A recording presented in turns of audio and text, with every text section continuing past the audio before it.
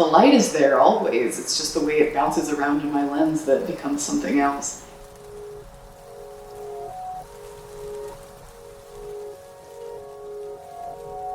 I'm a lens-based artist. I work primarily with photography, but I also do video. I don't necessarily say I'm a photographer because my work doesn't necessarily come into the world solely as photographs. It starts as a photograph and turns into something else. The main element of my practice is that I have a special lens that I make for my camera that is made out of like several different parts of vintage lenses that have all been kind of screwed together and attached strangely.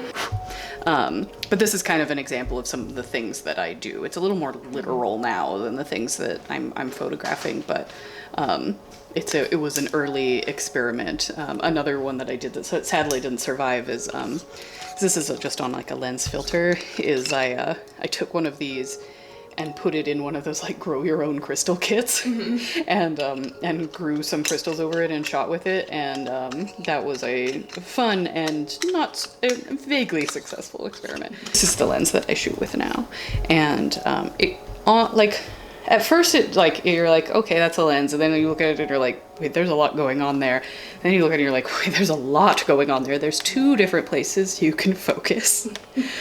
You can set the aperture here and in camera. There's a fisheye, a really cheap scratched up fisheye adapter on the front with a macro extension. There's like, I have a UV filter on there just so I can put the adapter rings on there. It's a mess. Like any sane photographer would not want to shoot anything with this. But what it does is that like the light bounces around and gets distorted in ways that produce the kind of images that are like over there.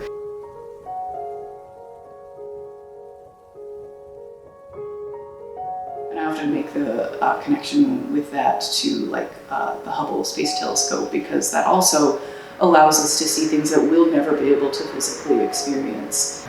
All of this magnificent power out there that we have created a tool to see.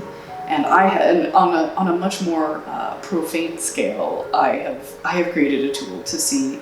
And I'm shooting things that are wholly uninteresting, or that are like, just like broken pieces of dirty glass. Like I find these, like, I either take them off of my phone and they get like cat hair stuck on them, or I like find them on the ground sometimes too. And the way they like break is really fascinating, and I like to photograph it. But it's like my belief that like the unconscious responds much better to nonverbal things, which is part of why visual art is so compelling in the first place, right? Like I made a 66 card oracle deck with my own photographs that encompassed all the archetypes of my training.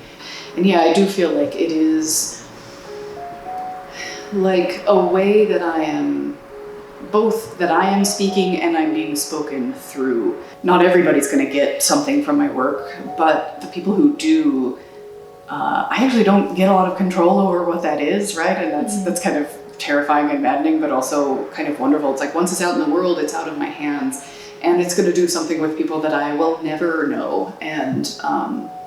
And I hope that it gives people something good, because it's coming from this kind of expansive place within myself, and so I hope that it gives them something similar.